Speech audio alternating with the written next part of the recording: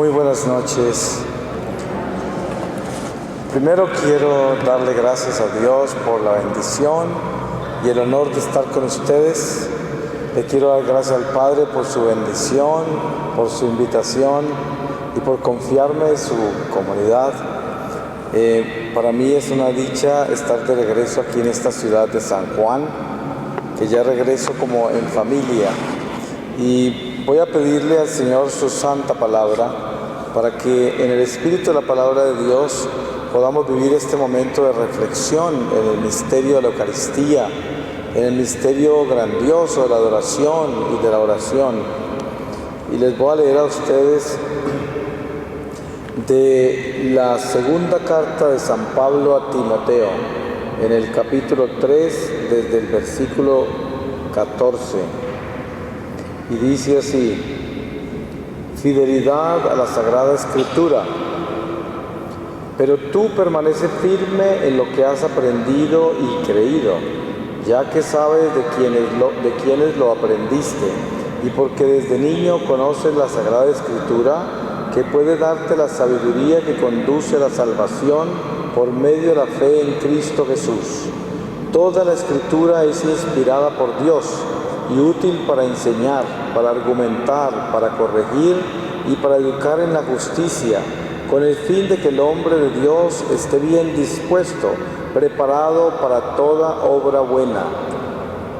En la presencia de Dios y de Cristo Jesús, que va a juzgar a vivos y muertos por su manifestación y por su reino, te advierto seriamente: predica la palabra, insiste con ocasión y sin ella, reprende, reprocha y exhorta siempre con paciencia y doctrina, pues vendrá un tiempo en que no soportarán la sana doctrina, sino que se rodearán de maestros a la medida de sus pasiones para halagarse el oído. Cerrarán sus oídos a la verdad y se volverán a los mitos.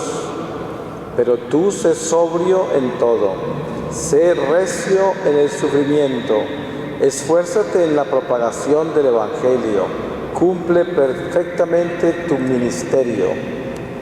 Palabra de Dios. Pues hermanos y hermanas en Cristo, podría decirles que yo no soy un teólogo, nunca he estudiado ciencias religiosas, soy un laico común y corriente como todos ustedes aquí presentes, con excepción de nuestros sacerdotes, y lo que vengo a compartir con ustedes sobre este misterio de la Eucaristía, que tengo el honor de compartir con ustedes esta noche, es mi experiencia de Dios, que es la experiencia de un hombre que ha sido rescatado de las tinieblas. Yo soy la persona más indigna para estar aquí hablando de Dios, porque si algo debía hacer es que no tengo absolutamente ningún derecho para estar acá, porque hice toda mi vida todo lo contrario a lo que el Señor me pidió.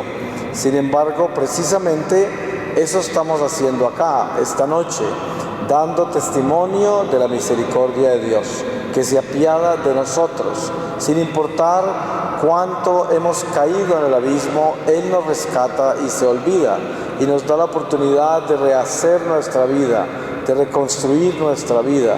Así como me la ha dado a mí, se la ha dado a millones de almas a través de la historia de la humanidad. Yo soy un testigo más, y sin embargo, yo diría que jamás haríamos lo suficiente para darle justicia a lo que Dios hace con nosotros, porque todo es misericordia, todo es gracia. No nos merecemos nada, pero Dios nos lo da todo, y es un Padre bueno. Y por eso, hoy que estamos en este templo, estamos reunidos en el Espíritu de Dios, que es el único que puede darnos la fuerza para nosotros venir acá, porque nuestra humanidad es tan pesada en su propia naturaleza que no tendría por sí misma la fuerza para llegar y abrazar el Espíritu de Dios. Pero Dios es tan misericordioso que Él mismo nos provee con ese Espíritu para que abracemos su propio Espíritu. Por eso yo amo mucho lo que San Agustín le decía al Señor, que decía: Señor, dame lo que me pides y pídeme lo que quieras, porque en realidad esa es nuestra verdad, todo es gracia. Yo pienso que nosotros como católicos tenemos una experiencia de Dios de acuerdo al deseo que ha nacido en nuestro corazón de conocerlo más, y sabemos que nuestra Iglesia nos invita a entender el misterio por el cual Dios nos creó, y el Catecismo nos enseña que Dios nos creó por 3 razones: para aprender a amarlo, a conocerlo y a obedecerlo. Y cuando comenzamos a entender las razones por las cuales Él nos creó y nuestro corazón decide obedecer esas razones, entonces comenzamos a caminar hacia adentro de su misterio, nos comenzamos a adentrar en Él. Y ese es el camino del peregrino. El peregrino se adentra en Dios y tiene como meta la casa profunda del océano infinito de Dios. Y eso es lo que hacemos cuando estamos en este templo, que estamos aquí en presencia de Dios vivo, el mismo Dios que le habló a Moisés desde la zarza, el cual dejaba su rostro totalmente iluminado, y el pueblo hebreo no resistía a mirar el rostro de Moisés cuando llegaba de hablar con Dios. Y ese mismo Dios está aquí en el sagrario, y esa misma luz que encendía el rostro de Moisés está encendiendo nuestro rostro. Y este es el Dios vivo, es el Dios humanado, un Dios que se hace pan de vida, un Dios que se hace carne y sangre, y un Dios que nos deja este misterio de la transustanciación, este misterio eucarístico, para que nosotros permanentemente nos alimentemos con Él. Es algo que está por encima de nuestro entendimiento humano, pero está unido a nuestra naturaleza en el Espíritu, donde Dios habla al alma permanentemente. Cuando el alma despierta la sed por Él y quiere conocerlo más y amarlo más y terminar realmente obedeciéndolo. Yo diría que si nosotros nos pudiéramos describir de qué es lo que nosotros somos con relación a lo que Dios ha hecho con nosotros al llamarnos a esta iglesia, que es su iglesia, la Iglesia Católica, diría que nosotros somos instrumentos eucarísticos de reparación, y que nuestra vida entera está fundada en la misión eucarística.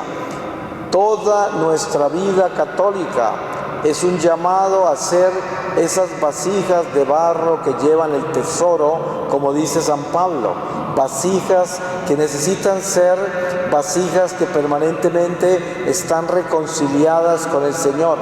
Por eso los misterios de los sacramentos deben vivir como tatuados en nuestro corazón, para que sean nuestra guía, nuestro compás y nuestra fortaleza. Y nosotros no somos seres comunes, nosotros hemos sido escogidos por Dios para un ministerio sacerdotal, y somos responsables de la alimentación espiritual de todas las almas, de toda la humanidad entera, por intermedio del misterio de la Eucaristía. Cuando yo comulgo, alimento las almas. Cuando yo no comulgo por negligencia, porque me alejo de Dios y me dedico a alimentarme de mi propio amor, del amor propio, de mi egoísmo, desnutro las almas. Tengo una responsabilidad enorme y al mismo tiempo tengo una gracia sin fin, sin medida, que es la gracia de ser un instrumento eucarístico de Dios. Debemos entender que el misterio maravilloso de la Eucaristía no es solamente este Dios que se hace presencia entre nosotros en este pan misterioso, aquí en este sagrario, sino que es que nosotros somos llamados a consumir este misterio, para que este misterio se haga vida en nuestros huesos, se haga vida en nuestra carne, se haga vida en nuestra sangre, y para que desde nuestros huesos, que siendo huesos mortales, limitados, pecadores, el Señor se glorifique, y en medio de estas flaquezas en que nosotros recibimos ese misterio, el Señor se eleva desde esa miseria a glorificarse, siendo pan y vida para todos los que nos rodean y cruzan nuestro camino, siempre y cuando nosotros podamos someter estas limitaciones humanas, esta incapacidad que tenemos de amar perfectamente como Dios nos pide, de vivir todas esas virtudes que Dios nos llama a cultivar. Y sin embargo, en la sed de alcanzar eso que Dios nos pide, es donde se glorifica a Dios y nos completa lo que nos falta para así convertirnos en alimento vivo. Cuando nosotros leemos la historia sagrada, nos damos cuenta de un misterio eucarístico hecho vida, por ejemplo, en algunos de los santos, como San Ignacio de Antioquía, obispo de Antioquía, de los primeros obispos de la Iglesia. Él es condenado por Nerón a morir devorado por los leones en el Coliseo de Roma. Y el transporte de él desde Antioquía hasta Roma pues toma mucho tiempo. Y el pueblo cristiano abogaba por él, por su libertad. Y San Ignacio le rogaba a los cristianos que no pidieran su libertad. Él decía: yo tengo que ser triturado por los dientes de la bestia para hacerme pan de vida. Y cuando San Ignacio llegó al Coliseo y lo lanzaron a los leones, él estaba vestido de obispo y corrió cantando salmos hacia los leones, y los leones los devoraron. Pero ese día es uno de los días en la historia sagrada en que más romanos se convirtieron al catolicismo, al cristianismo. ¿Y qué quiere decir eso? San Ignacio se convirtió en pan de vida, se cristificó, se convirtió en ese pan, precisamente porque la Eucaristía lo había elevado a esa santidad, le había dado esa fuerza. Ustedes saben que cuando se lee la historia sagrada, nos damos cuenta que Jesús resucita y está 40 días con los apóstoles. Ningún apóstol durante esos 40 días se atrevió a ir a ninguna parte de la Judea a testificar que Jesús había resucitado. Ninguno de ellos. No fue hasta que recibieron el Espíritu Santo y comenzaron a partir el pan en comunidad, que comenzó la iglesia a crecer como iglesia ya, una iglesia que se reunía a orar, a alabar a Dios, a glorificarlo por las maravillas que había hecho después de que Jesús ascendió al cielo y envió el Espíritu Santo. Y ya ese pan de vida empezó a tomar tanta fuerza entre ellos que la gente ni siquiera se preocupaba por pedirle a los apóstoles que impusieran manos en los enfermos o en los posesos. Tan solo los colocaban en línea en las calles por donde sabían que ellos caminaban hacia el templo todos los días a predicar. Y cuando pasaban, la sombra de ellos sanaba a los enfermos y liberaba a los posesos. Pero es que ellos llevaban ya ese Dios vivo, porque estaban consumiendo esa Eucaristía todos los días en comunidad, comulgaban todos los días y se convirtieron en tabernáculos del Dios vivo. Este templo es un territorio inmenso de almas. Desde este sagrario, Jesús Eucaristía está para salvar almas alrededor de esta parroquia, y es el radio de acción de esta parroquia eucarístico. Solo Dios sabe lo grande que es, y Dios no hace discriminación de personas. Desde este sagrario el Señor está bendiciendo todos los seres humanos que viven alrededor de esta parroquia, sin importar quiénes son: el budista, el hinduista, el musulmán, el judío, el ateo, el indígena, el cristiano. Todos están bendecidos por Jesucristo Eucaristía. Y cuando nosotros llegamos a nuestra parroquia y somos esos instrumentos eucarísticos, y somos instrumentos eucarísticos fieles, que nos preparamos minuciosamente como Dios nos pide prepararnos, a través de la reconciliación que nos da el sacramento de la confesión, y venimos con un corazón contrito, un corazón consciente de la responsabilidad que tenemos de recibir ese pan en gracia, y llegamos a comulgar. El Señor, con nuestra sangre que se cristifica con la Eucaristía, compra almas en el momento que comulgamos.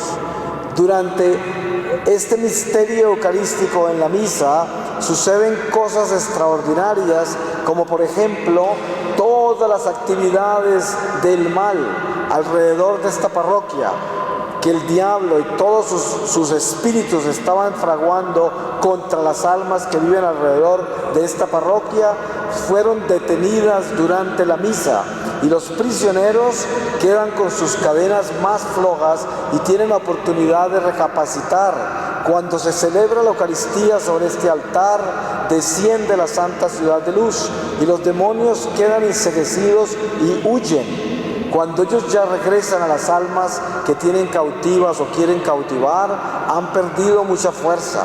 Si no fuera por el misterio de la Eucaristía, este mundo estaría destruido. Y tenemos que entender lo grande que es este misterio. Cuando nosotros entendemos ese misterio, entonces en nuestro corazón comienza a despertarse el hambre eucarística. Yo no podría considerarme un verdadero instrumento eucarístico de Dios si en mi corazón no haya una auténtica hambre eucarística. Yo puedo pensar como católico, ¿cuánta hambre eucarística tengo yo?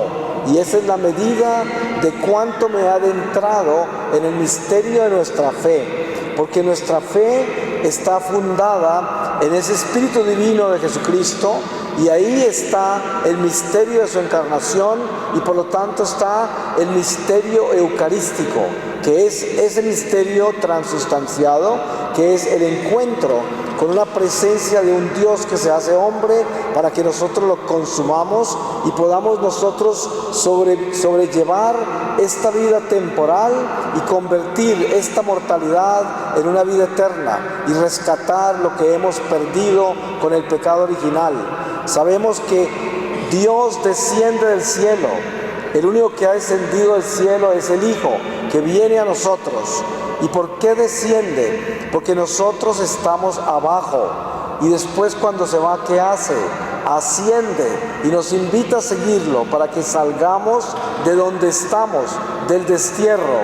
Y por lo tanto, para que nosotros podamos crecer alas y salir del destierro, tenemos que crecer esas alas con el alimento de su amor, que es ese cuerpo y esa sangre que nos dejó, para fortalecernos en una forma tal que seamos capaces de enterrar este cuerpo corruptible y resucitarlo en él incorruptible. Y debemos entender que la promesa de Jesucristo es verdad, es real, no moriremos.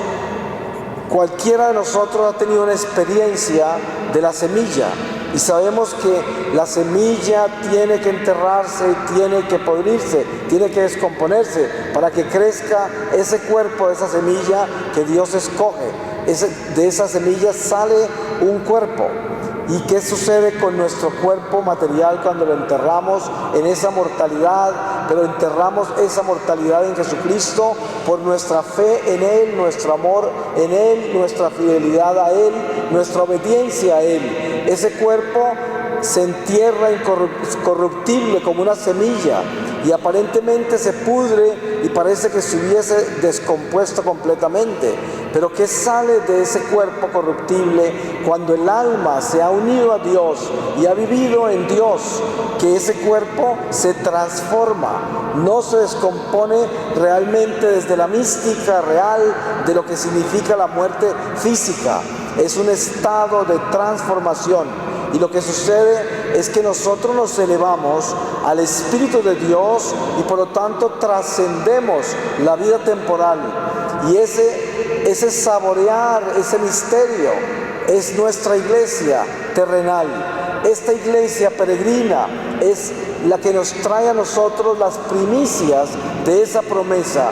Si nosotros vivimos esta liturgia y vivimos y entendemos que esta liturgia es divina, de origen divino, entonces al estar en el templo durante la Eucaristía, sabemos místicamente que estamos dentro de la ciudad de luz. Y entre más nos adentremos en el misterio de la liturgia, entre más vivamos una vida litúrgica, más nuestra alma comenzará a vivir en la ciudad de luz, en la eterna ciudad, que es nuestra casa. El Señor ya nos dio el pasaporte ya nos dio la nacionalidad para la ciudad eterna, la ciudad de luz.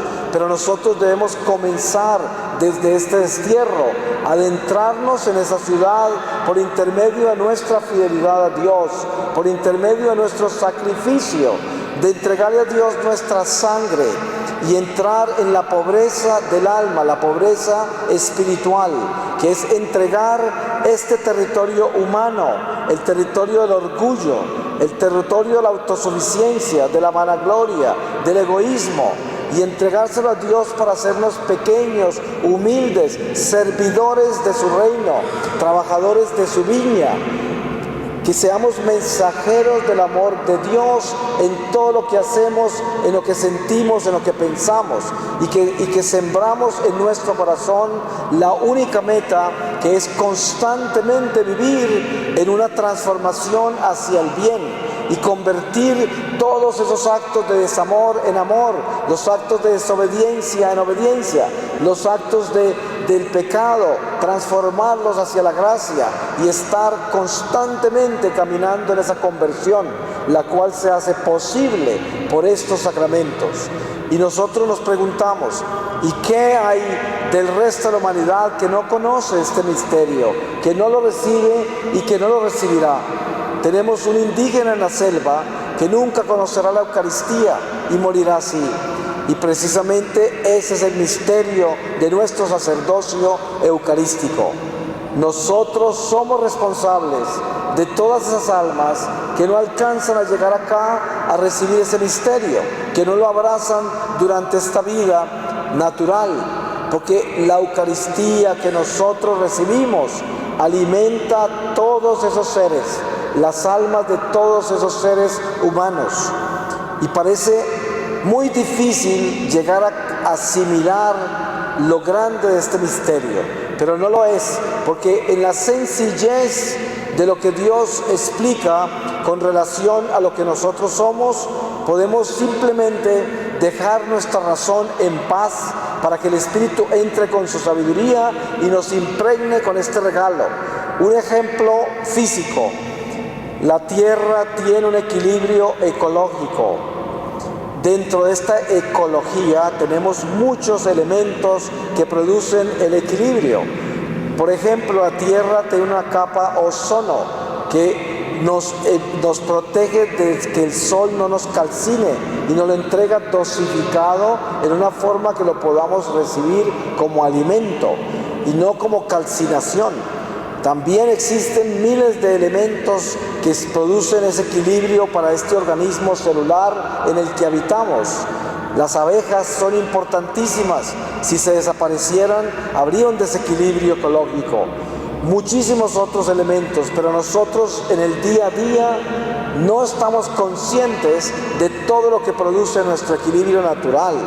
De la misma forma, en el mundo espiritual, la Eucaristía es el alimento y el equilibrio de todas las almas de toda la humanidad.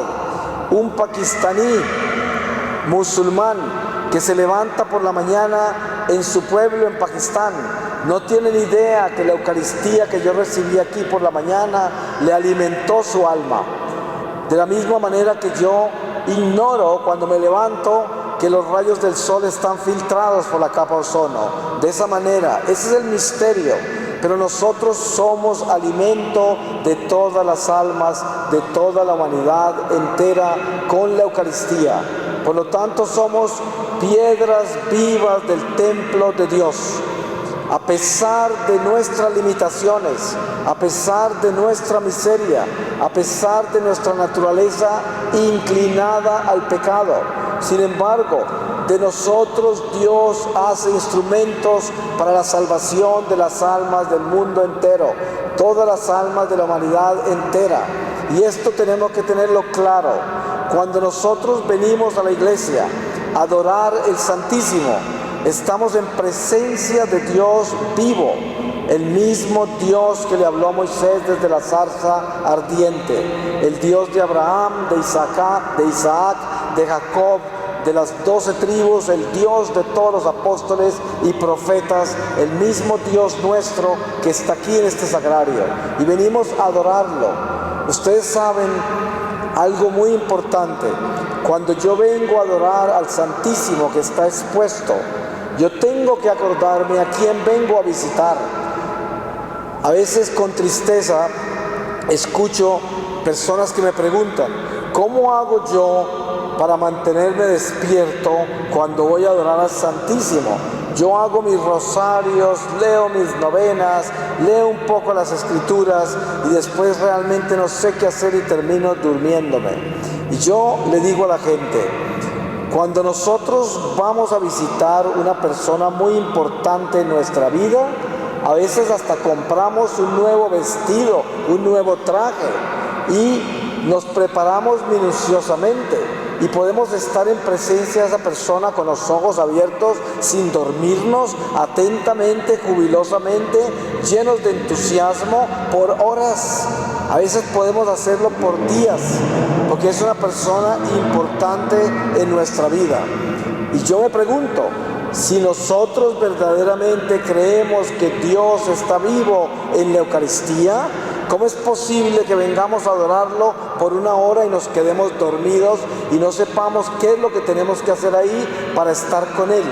Eso quiere decir que realmente todavía no creemos en el fondo de nuestra alma que ese es Dios y que está vivo y que está en nuestra presencia y que nosotros estamos en presencia de Él. Tenemos que ser sinceros y ser realistas. Eso quiere decir eso, porque si nosotros creyéramos de verdad que Jesús está vivo en la Eucaristía, al estar en su presencia adorando al Santísimo, prácticamente estaríamos como en un éxtasis, porque estamos en presencia del Señor, ni parpadearíamos, estaríamos casi extasiados todo el tiempo.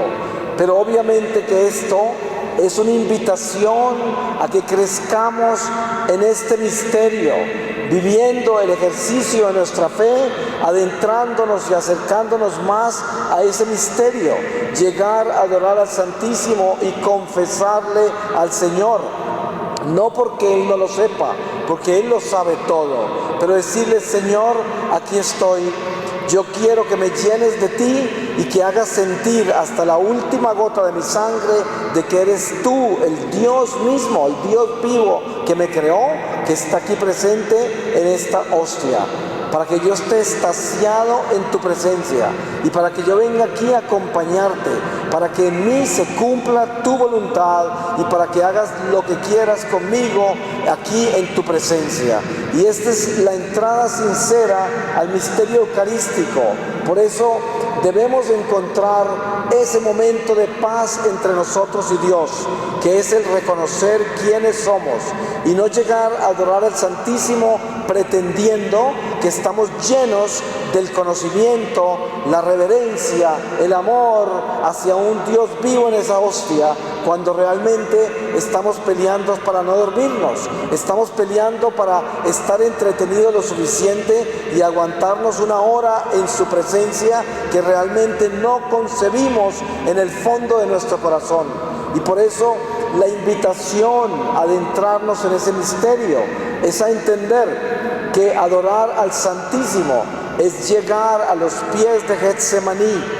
Es Juan, Pedro y Santiago acompañando al Señor a una distancia muy cercana de Él, que las Escrituras lo llamaban a un tiro de piedra, o sea, prácticamente al lado.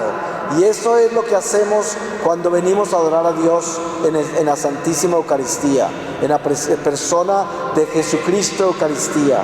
Venimos a acompañarlo para que suceda lo que sucedió en Getsemaní, pero aún mejor, porque nosotros que ya hemos recibido el Espíritu Santo no vamos a dormirnos. El Señor le rogó a los apóstoles: no pueden siquiera estar una hora acompañándome, no se duerman o pasarán la prueba, porque Él estaba advirtiéndonos. ¿Cuál es la llamada de Jesús a acompañarlo en Getsemaní? Es que Él quiere que nosotros podamos ser testigos de Él ante el Padre, para que el Padre, a través de nosotros que estamos como testigos, pueda permitir al Señor Jesús a rescatar más almas.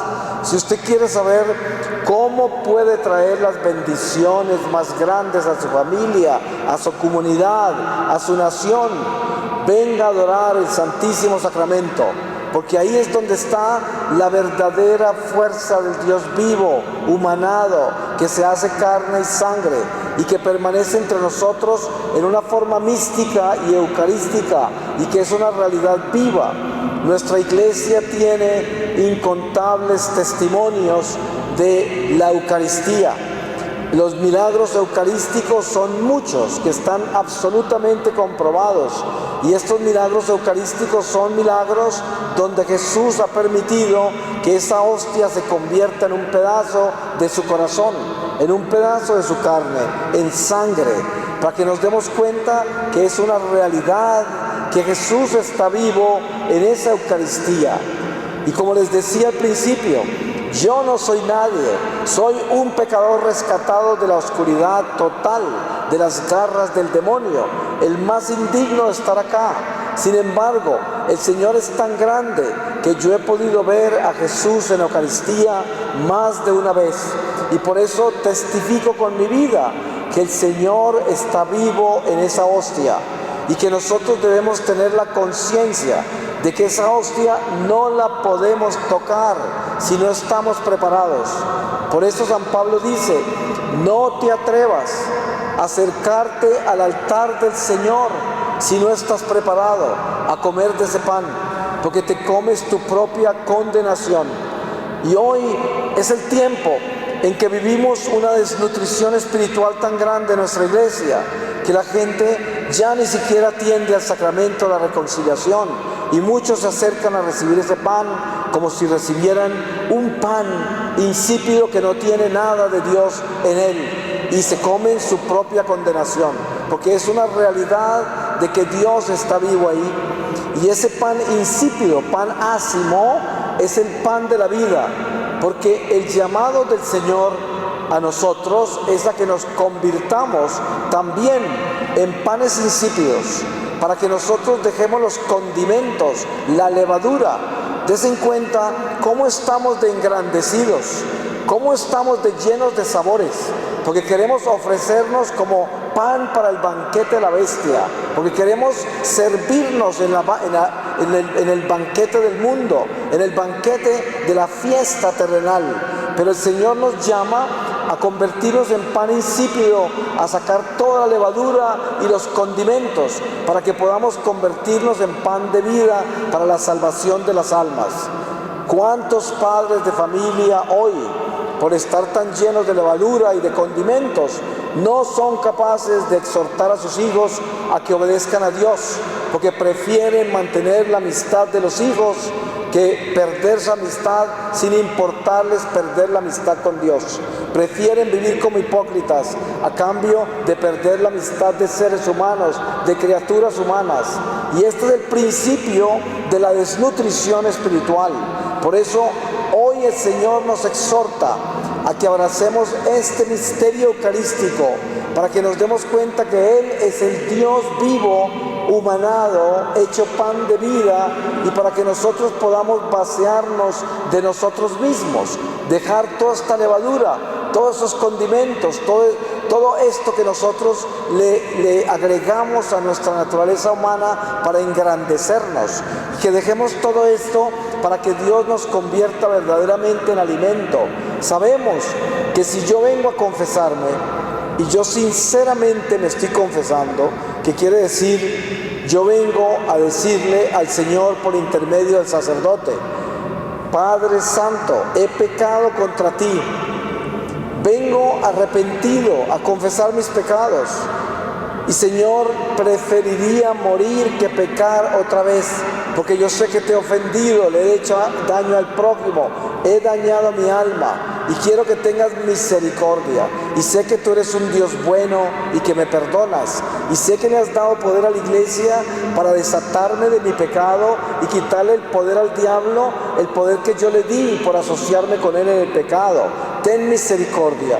Y si yo tengo un arrepentimiento sincero, a través de un acto de contrición sincero, y también con la conciencia de que el hecho que yo renuncie con todas las fuerzas de mi alma, mi mente, mi corazón y todo mi ser al pecado, yo sé que con eso no quiere decir que tengo garantizado el haber superado esa flaqueza, pero sí de que he renunciado a esa flaqueza con todas las fuerzas de mi alma. El Señor me perdona, y si yo vuelvo a caer en esa misma flaqueza, pero en medio de una batalla contra la tentación, soy un soldado herido, pero no soy un hipócrita que me entregué voluntariamente a la tentación después de que había renunciado con todas las fuerzas de mi alma ante el tribunal de la misericordia en el sacramento de la confesión.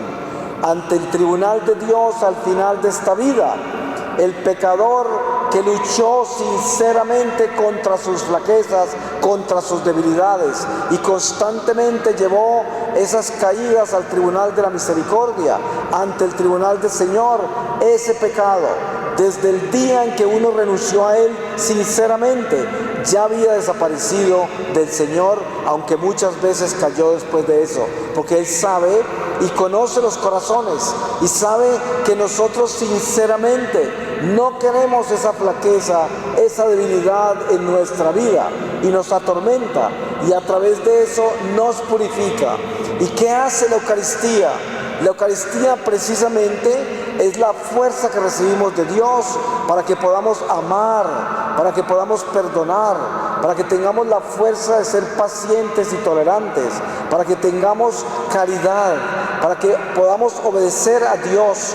Esa es la fuerza eucarística que nos viene a dar en nuestra alma esa sabiduría divina de poder concebir hasta en nuestros huesos de que es importante y definitivo obedecerle a Dios, a pesar de todo, a pesar de toda la seducción de este mundo material, a pesar de todos los encantos que nos ofrece la vida natural, a pesar de todos los apetitos desordenados de este vientre humano que quiere consumirse todo, saborearlo todo, disfrutar todo. Y no es que todo sea malo, y no es que el mundo sea un demonio, pero sí tenemos que entender esto: el mundo material es un instrumento y nosotros tenemos que administrarlo con Dios, porque si nosotros administramos el mundo material sin Dios, nos convertimos en esclavos del mismo instrumento.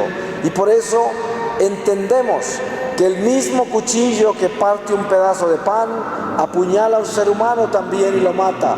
Pero no es que el cuchillo sea malo, sino la mano que lo empuña, que puede ser mala. Y por eso jamás podemos demonizar el mundo material, jamás podríamos demonizar este cuerpo material, porque es un templo del Espíritu Santo, o es la letrina de Satanás donde bota el excremento de su pecado, dependiendo de nosotros qué decidimos hacer con nuestra vida. Por eso Dios detesta al tibio, detesta al mediocre, al hipócrita, lo vomita de su boca, porque el hipócrita pretende estar en ambos lados. Y por eso hoy el cristianismo más popular de todos es cuando la prédica, el evangelio se presenta en esta forma: ay, no seamos tan duros con nosotros mismos, Dios nos ama tal y como somos, Él nos perdona, nosotros somos unos pecadores y Él nos conoce. Todo mundo grita aleluya, porque les encanta oír eso. Cuando nosotros le damos a un ser humano esto de oportunidad para hacer las cosas, no las hace. Si usted lee con cuidado el Evangelio, cualquiera de los 4 evangelios, y lee todo el Nuevo Testamento, que es ese testimonio de Cristo vivo entre nosotros, se dará cuenta que Jesús nunca felicitó a los apóstoles, y Él no era un maestro injusto. Él siempre les pidió más, y Él siempre los mantuvo caminando en la punta de los dedos de sus pies. Siempre les decía: hombres de poca fe, les pedía más. Ustedes se dan cuenta que un entrenador, cuando prepara un atleta para los olímpicos, ¿qué hace con él? Lo entrena todo el día. lo pone en perfecta continencia y disciplina. Todo lo que tiene que hacer el atleta es prepararse y tener una alta disciplina con lo que come, cómo descansa, cómo entrena. Y eso, como dice San Pablo, para ganarse una corona perecedera. Ustedes se pueden imaginar, nosotros que vamos detrás de la corona eterna, cómo nos debemos preparar. Y por eso hoy, cuando se predica un evangelio tal y como el Señor nos lo dio, nos llaman fanáticos, radicales, exagerados, muy duros, porque estamos como olvidándonos de la misericordia de Dios. Pero no es así, hermanos y hermanas, en Cristo. Eso es mediocridad. El Señor nos llama a vivir la fe tal y como Él nos la ha revelado. Por eso jamás podemos negociar el pecado.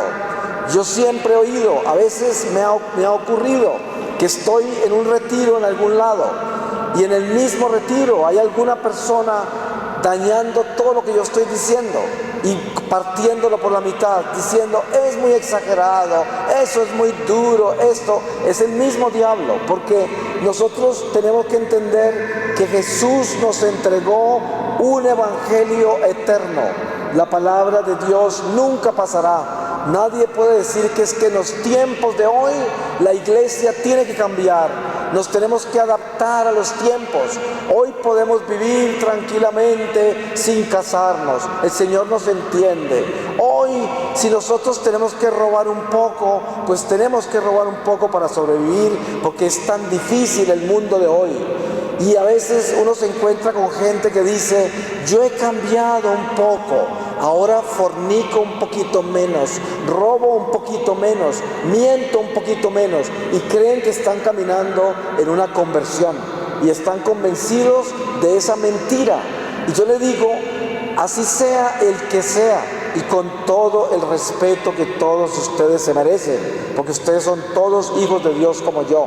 Y todos nosotros somos pecadores, pero al mismo tiempo todos nosotros hemos recibido el mismo Espíritu y nos merecemos el amor los unos por los otros y el respeto los unos por los otros.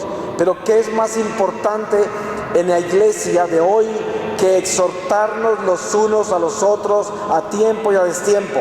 Si verdaderamente nos amamos con el amor de Dios, no vamos a permitir mediocridades, no vamos a permitir tibiezas, porque el amor de Dios es un amor verdadero, sincero, auténtico, un amor que no negocia la ley de Dios.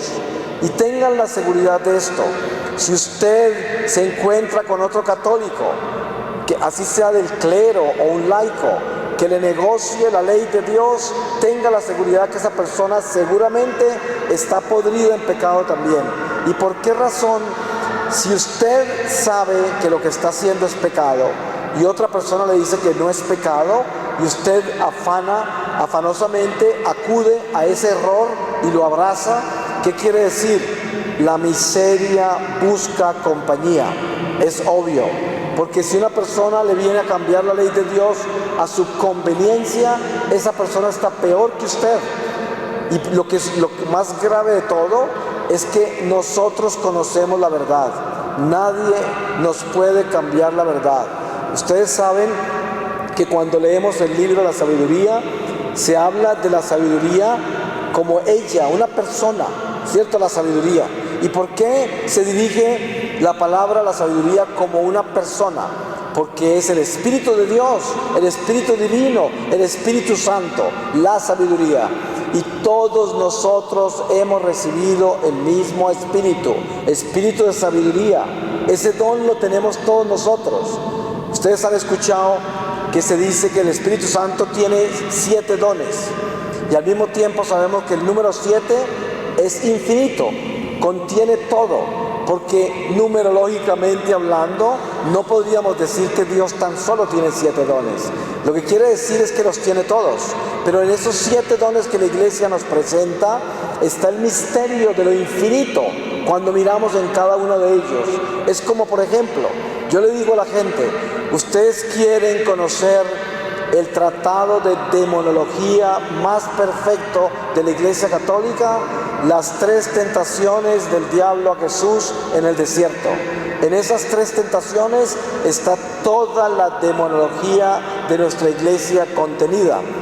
De la misma manera, en el misterio de nuestra fe, en todo lo que Dios nos ha concedido por intermedio de Jesucristo, en esos sacramentos, desde el bautismo hasta la primera comunión, la confirmación y todos los sacramentos que abrazamos de acuerdo a nuestra vocación, está la efusión del Espíritu Santo en océanos de abundancia. Y por eso ninguno de nosotros tenemos la excusa de decir que no sabíamos. No existen inocentes después de ser bautizados, de recibir la Eucaristía, de ser confirmados. Existen ignorantes, pero no inocentes. Y hay gente que piensa que la ignorancia es una virtud y dice, ay, pero ¿qué sucede si la gente es ignorante y no sabía y piensan que la ignorancia es una virtud? Como es, la confunden con la inocencia. Pero el ignorante no es inocente, sino que el ignorante ignora lo que sabe y no lo obedece. Por eso se llama ignorante. Entonces, claro, cuando una persona vive sin casarse y cree que está en gracia de Dios porque alguien le dijo que está bien, porque Dios lo ama de todas maneras, no es un inocente, es un ignorante. Y con esto yo no quiero ofender a nadie, porque hay gente que salta de la silla porque están viviendo así. No, pero ¿qué tal que yo no lo dijera? Por miedo a que la gente no me quiera, me ataque, me persiga. Ay de mí si no predico el evangelio que el Señor me enseñó. Ay de mí, preferiría que me muriera hoy mismo, esta misma noche. Porque no hay derecho a que en esta corta vida que tenemos nosotros vivamos como hipócritas y veamos que la gente se va a condenar, que la gente va a vivir un infierno después de esta vida, y yo no quiero abrir mi boca, porque no quiero perder la amistad, no quiero que me persigan, quiero conservar mi imagen, quiero conservar las amistades de la gente, sin importarme perder la amistad con Dios. Pero aquí viene el secreto de todo esto. Nosotros debemos traer a un Dios que es amor, que es caridad, que es compasión. Ojalá que toda la gente de San Juan que está en pecado mortal se viniera para acá, porque este es el hospital de las almas y Jesucristo llegó por los enfermos. Pero qué terrible sería que lleguen los enfermos acá y no quieran dejarse curar. Ustedes saben, cuando uno recoge un herido en la calle y lo lleva al hospital, pues lo lleva al hospital para que lo curen, y del hospital no lo dejan salir hasta que no esté en condiciones de mantener su salud sin peligro. Eso es el instinto natural. Y lo mismo sucede cuando llegamos a la iglesia y venimos a sanarnos de las heridas del alma que está enferma por el pecado mortal y que puede padecer una muerte eterna al final de esta vida. Llegamos a la iglesia, pero para ser sanados. Y por eso no podemos hacernos los de la vista gorda, como dice el refrán. No podemos hacernos los ciegos de encontrar gente en la iglesia que llegó en pecado mortal y se quedó en pecado mortal. Y nadie les dice nada, porque nadie tiene la valentía de hablar la verdad.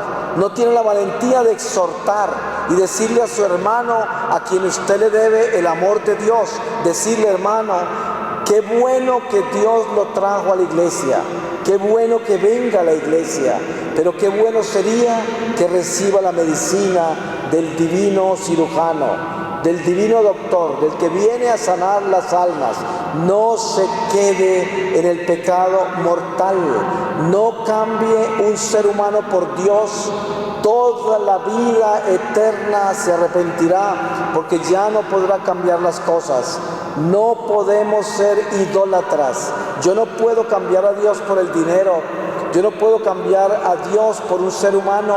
Yo no puedo cambiar a Dios por mis ideologías o filosofías. Eso es una absoluta tragedia. Y por eso la Eucaristía, que es el pan de ángeles, pan de vida, nos viene a dar a nosotros la fortaleza para poder serle fieles a Dios. ¿Y qué tal que nosotros llegamos a engañarnos a un nivel tal que seamos capaces de venir a comulgar en pecado mortal porque nos convencimos que lo que estamos haciendo no es pecado? Esto no podría compararse con ninguna otra tragedia. Más valdría que hoy mismo se muriera. Yo le digo a la gente, vamos a hablar de un Dios vivo, un Dios trino, un Dios que nos ama, que nos creó, un Dios omnipresente, que está en todo y en todos al mismo tiempo. ¿Cómo podemos concebir algo más grande? Hablemos de ese Dios que está acá entre nosotros. Ese Dios nos ha llamado para la santificación. ¿Cuál es la voluntad de Dios? Que todos busquemos la santidad. Esa es. ¿Y cuál es el escándalo de este mundo hoy? Si esta noche usted sale de este templo y hace una llamada a un amigo y le dice, mira, estuve en una reflexión sobre la Eucaristía y yo encontré la voluntad de Dios en mi vida, necesito volverme santo. Usted sabe lo que va a escuchar al otro lado de la línea, una carcajada, porque para este mundo volverse santo es prácticamente volverse loco, es como el ridículo, porque la gente se olvidó de Dios, la gente perdió el norte de Dios, se les olvidó que nosotros hemos sido llamados a la santidad, porque tan solo los santos entran al cielo. Si yo no estoy buscando la santidad, ¿para dónde creo que me voy a ir al final de esta vida? Si solo los santos entran al cielo. Y es verdad que yo nunca alcanzaré la santidad por mí mismo, porque yo soy imperfecto. Pero acordémonos de esto, el diablo es 100% malo. Y de la única manera que yo puedo superar al demonio para alcanzar la santidad es con 100% bueno. ¿Y cómo hago para alcanzar eso si yo soy perfecto? Ahí está Jesucristo. Esa es la redención.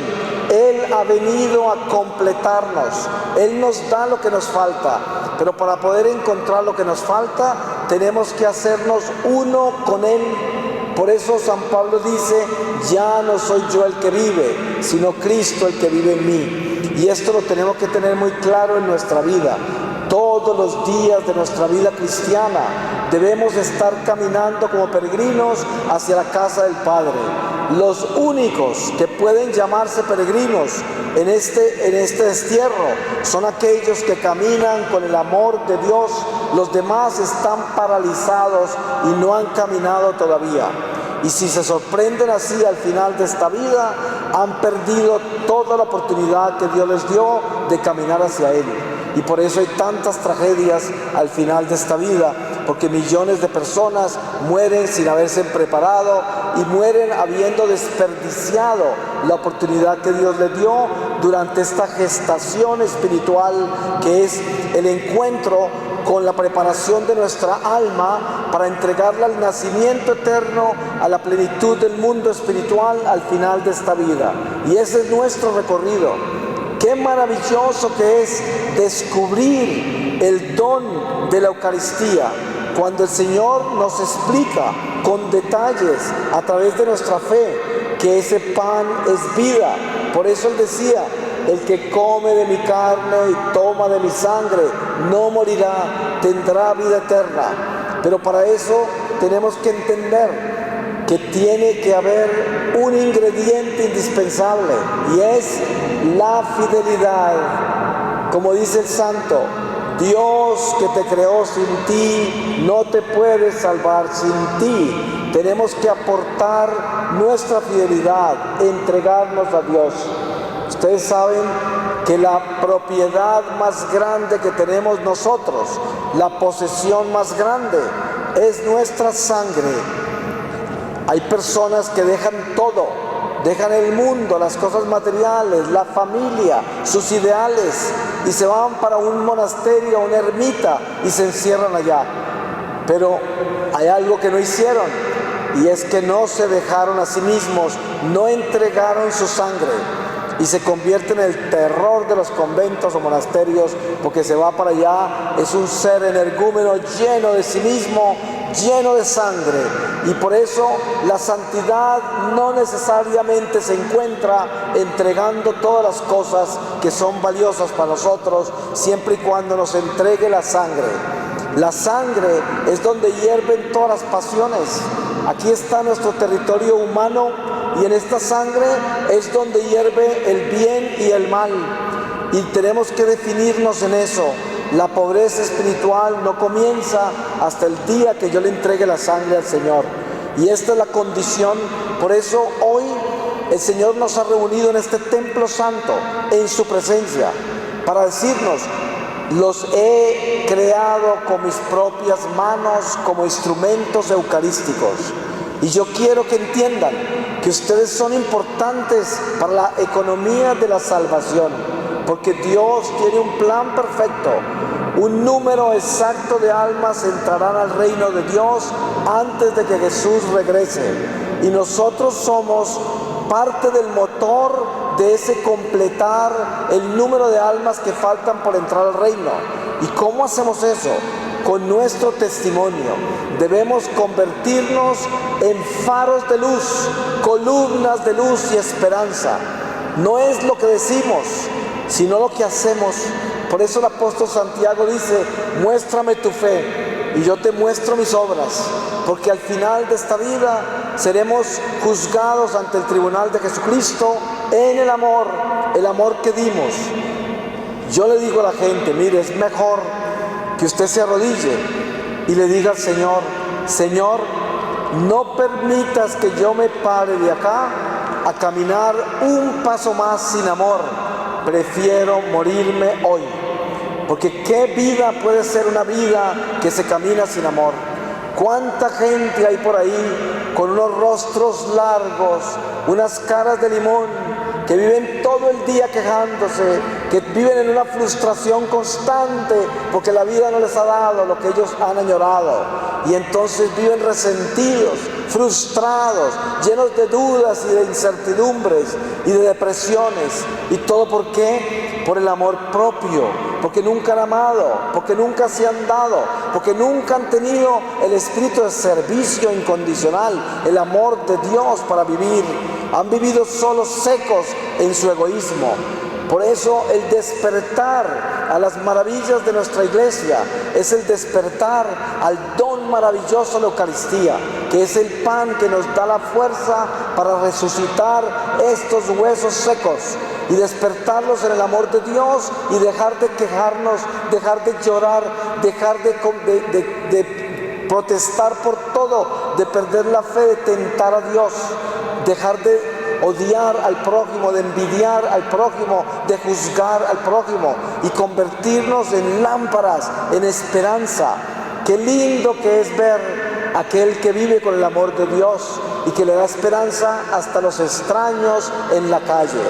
Hay veces que una persona que cruza nuestro camino en la calle con una sonrisa nos sana, nos da alegría, nos levanta de nuestro letargo, de nuestra tristeza. Un extraño que nunca hemos visto ni volveremos a ver. Y por eso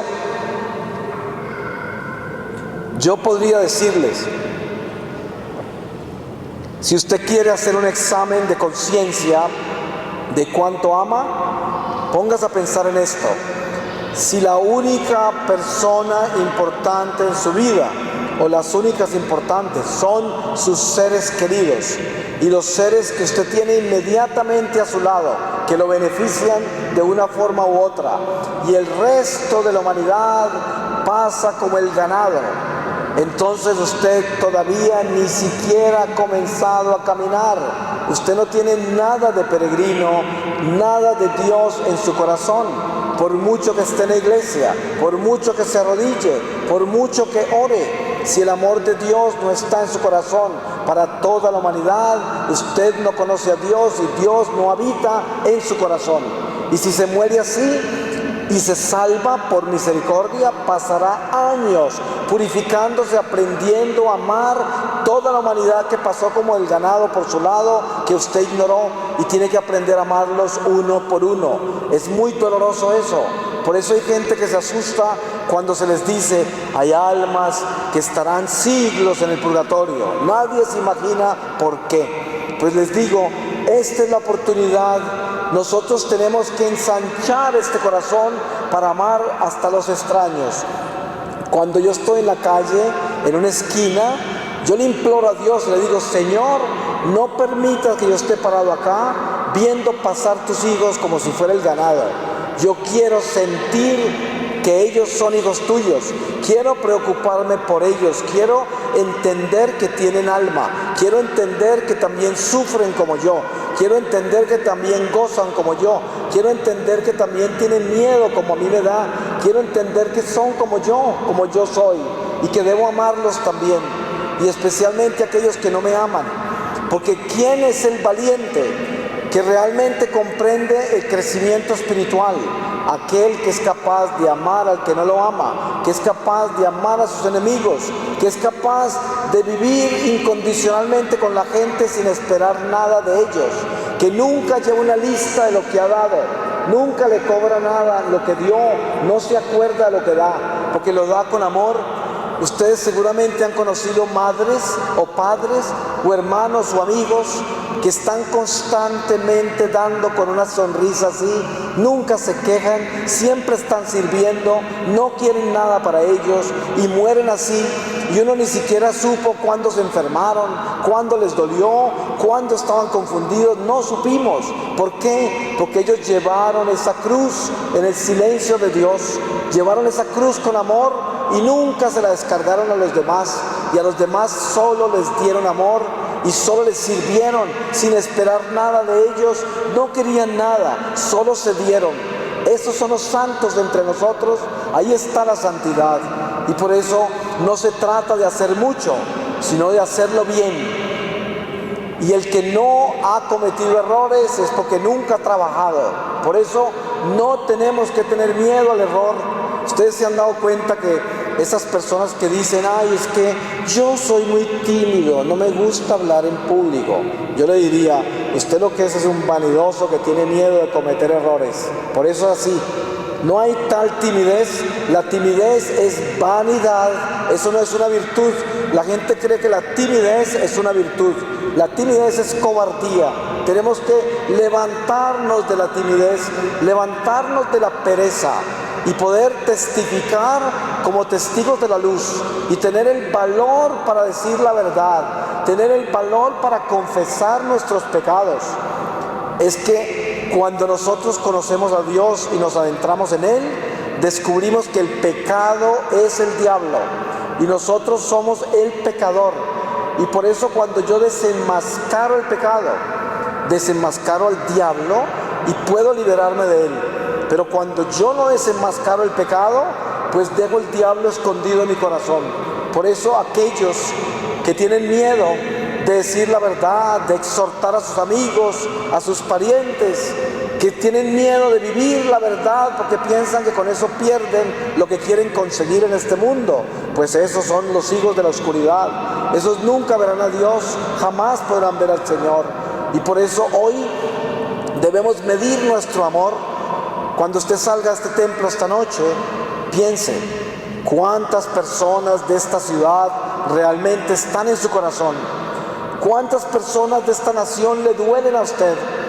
Cuántas veces antes de acostarse prende las noticias y ve que se murió medio mundo explotado en pedacitos, y después apaga el televisor y se acuesta a roncar simplemente como si hubiese visto un video para entretenerse con la sangre y la tragedia de la humanidad, y así se duerme en paz. Esto es una tragedia, hermanos y hermanas en Cristo, porque el cristiano no puede ser así.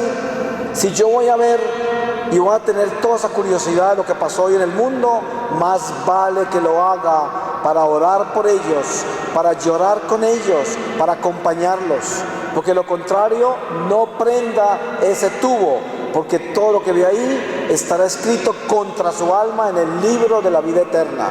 Por eso, ojo con lo que oye, ojo con lo que mira, ojo con lo que habla, ojo con lo que siente, ojo a dónde caminan sus pies, ojo qué es lo que abraza en sus brazos, porque todo eso está escrito.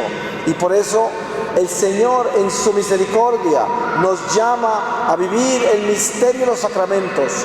Cuando entendemos el pecado y sabemos que estamos en pecado y que hemos hecho cosas malas, corremos al tribunal de la misericordia. Y cuando yo vengo a pedir perdón al confesionario, ¿sabe qué estoy haciendo yo? Estoy aumentando las gracias para toda la humanidad entera. Ustedes saben cuántas personas no saben nada de este sacramento y nunca se confesarán, pues yo me confieso por ellas. Y yo sé que esto suena extraño. Les voy a poner un ejemplo de lo que es el verdadero amor de Dios. A veces nosotros estamos participando en un cenáculo de oración y se está rezando el rosario, y antes de empezar el rosario se colocan las intenciones. Entonces uno está: Señor, te pido por mi hijo para que, con una intensidad increíble, para que mi hijo esto se sane y esto y lo otro, y por mi abuela, y por mi sobrino, por mi amigo, y después, y te pido por la conversión de todos los pecadores de todo el mundo, sin pasión, sin amor, sin interés, porque es algo por allá lejano que no me toca a mí, que está por allá en el éter. Desen en cuenta el desamor tan increíble que tenemos ante Dios. Esa oración no vale nada, porque si el único interés que tengo yo con tanta pasión son mis problemas personales, mis seres queridos, y los demás pasan como el ganado, y la conversión de todos los pecadores, y apiádate del obispo y el papa y los jerarcas de la iglesia, acuérdate de mi mamá, ¿sí? Porque esto es lo que tenemos que entender. Nuestra naturaleza humana tiende al egoísmo, tiende a la vanagloria, tiende a ese amor propio, y eso es lo que tenemos que derrumbar. Eso es lo que tenemos que demoler para que podamos ser hijos de Dios, pequeñitos, humildes, servidores incondicionales, que busquemos el bien los unos de los otros y que no nos juzguemos, porque el denunciar el pecado no es juzgarnos, el denunciar el pecado es proteger al pecador. De eso se trata. Pero yo no denuncio al pecador, yo no acuso a la mujer adúltera o la juzgo, no, porque ella es una pecadora. Yo denuncio el adulterio, que es Satanás. Yo no voy a juzgar el homosexual y a denunciarlo y a hacer un espectáculo de él. No, porque él es un pecador y Dios lo puede perdonar y convertir. Pero yo sí denuncio el homosexualismo, que es Satanás. Y yo no denuncio y juzgo al ladrón, porque ese es un hijo de Dios, un pecador, y se puede arrepentir y Dios lo puede perdonar. Pero yo sí denuncio el robo, que es el diablo. Y eso tenemos que tenerlo claro. Por eso, ¿a qué es lo que el Señor nos llamó? El Señor nos llamó a la santidad. ¿Y cómo se gana la santidad? Se gana abrazando a Jesucristo, que es el único que nos puede completar lo que nos falta. Pues yo le voy a pedir al Señor Jesús su santa palabra para terminar esta reflexión. Pero antes de eso, yo quiero rogarle a Dios que en esta parroquia y en esta querida San Juan, los católicos entiendan la fuerza tan grande que hay en la Santísima Eucaristía, el poder tan grande que hay en la adoración al Santísimo. ¿Cuántas horas se gastan ustedes viendo televisión? ¿Cuánto tiempo se gastan leyendo revistas inútiles? ¿Cuánto tiempo se gastan en una esquina hablando con un amigo de cosas triviales? ¿Cuánto tiempo se gastan en un sofá de la casa haciendo nada? Inviertan las cosas bien y acumulen tesoros en el cielo. Esta vida es un instante en la eternidad. Inviertan su economía, volteen sus prioridades y dedíquense a adorar al Santísimo todas las semanas. Yo le digo, en mi comunidad, todo el que llega a la comunidad, yo le digo: ¿usted quiere pertenecer a esta comunidad? Como es de laicos y son laicos voluntarios, le digo, la primera condición es 4 horas de adoración semanales. ¿Ustedes creen que eso es difícil? 4 horas, a veces una persona se pasa 4 horas viendo televisión en una sola noche, y después les queda imposible hacer 4 horas de adoración en una semana. ¿Se dan cuenta lo mal que estamos? Y por eso tenemos que despertar.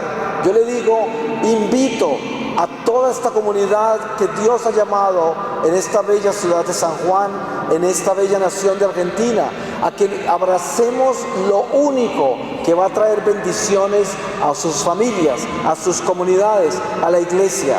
A veces nos quejamos de que no hay vocaciones, nos quejamos de que las vocaciones que hay no son tan fuertes y tan santas, nos quejamos de que la gente ha dejado de venir a las cosas de Dios, pero no estamos haciendo nada por cambiar eso. Y por eso, ¿quiere usted hacer algo para cambiar eso? propóngase adorar al Santísimo de hoy en adelante y ponga en su agenda como la más grande prioridad de su vida que usted haga 8 o 10 horas mensuales mínimo de adoración al Santísimo. Les aseguro que su vida se transformará en una forma tal que nunca lo van a creer de las bendiciones tan grandes. Pero estoy hablando de católicos que entienden qué es un católico, católicos fieles, gente que no vive en pecado mortal, gente que se confiesa de cada caída, gente que busca la fidelidad a Dios. De esos católicos estoy hablando, católicos no mediocres ni tibios que negocian la fe con mentiras, sino los que van por la verdad, aunque nos llamen fanáticos, radicales, muy duros. ¿Qué importa? Si nosotros el día que vayamos ante el tribunal del Señor podemos decir: Señor, yo he vivido mi vida buscando la obediencia, he hecho todo lo que he podido, y eso es lo único que podemos decir al final de esta vida si caminamos con Jesucristo. Con la bendición de Dios sellamos esta reflexión y les voy a leer a ustedes para terminar del capítulo 8 de la carta de San Pablo a los Romanos, desde el versículo 1, y dice así: la vida en el Espíritu. Así pues, no hay ya ninguna condenación para los que están en Cristo Jesús, porque la ley del Espíritu de la vida que está en Cristo Jesús te ha liberado de la ley del pecado y de la muerte. Pues lo que era imposible para la ley, al estar debilitada a causa de la carne, lo hizo Dios enviando a su propio Hijo en una carne semejante a la carne pecadora, y por causa del pecado condenó al pecado en la carne, para que la justicia de la ley se cumpliese en nosotros, que no caminamos según la carne, sino según el Espíritu. Los que viven según la carne sienten las cosas de la carne, en cambio los que viven según el Espíritu sienten las cosas del Espíritu, porque la tendencia de la carne es la muerte, mientras que la tendencia del Espíritu la vida y la paz. Puesto que la tendencia de la carne es enemiga de Dios, ya que no se somete y ni siquiera puede a la ley de Dios. Los que viven según la carne no pueden agradar a Dios. Ahora bien, vosotros no vivís según la carne, sino según el Espíritu, si es que el Espíritu de Dios habita en vosotros. Si alguien no tiene el Espíritu de Cristo, ese no es de él. Pero si Cristo está en vosotros, ciertamente el cuerpo está muerto a causa del pecado, pero el Espíritu tiene vida a causa de la justicia. Palabra de Dios. Pues les puedo decir esto, hermanos, hablamos de la Eucaristía, hablamos del milagro de la adoración al Santísimo, pero ¿saben qué? Sin nuestros sacerdotes no tendríamos ese milagro entre nosotros. Entonces, ¿cuál es nuestra responsabilidad? Entender que tenemos un instrumento de Dios que es sagrado y que es un ser humano tan débil como nosotros, pero que tiene un don maravilloso, el don más grande que se le puede dar a una criatura humana. Tenemos que orar por nuestros sacerdotes todos los días de nuestra vida, porque cuando un sacerdote es tentado con todos los cañones que vienen del infierno, porque el diablo no se le acerca a un sacerdote con una pistola, se le acerca es con tanques de guerra, porque él tiene las armas más grandes en sus manos, y por eso necesitamos apoyar a nuestros sacerdotes, necesitamos amarlos, necesitamos respetarlos y no podemos juzgarlos. Y además, no se vayan a desmayar por los escándalos que hay en la iglesia. El Señor está limpiando la iglesia y esperamos que todos aquellos que caen se conviertan y se arrepientan, porque cada uno de nosotros también queremos una oportunidad cuando caemos, y por eso tenemos que estar unidos y no escandalizarnos, sino trabajar muy duro en el reino de Dios, buscando la fidelidad al Santísimo. Las criaturas humanas son un escalón para la santidad, pero no son Dios, y por eso le debemos es el culto a Dios, y por eso las criaturas no nos pueden decepcionar, porque nosotros no podemos amparar nuestra fe en los seres humanos, y todo ser humano nos va a decepcionar. La fe tiene que estar centrada en Dios. Amén.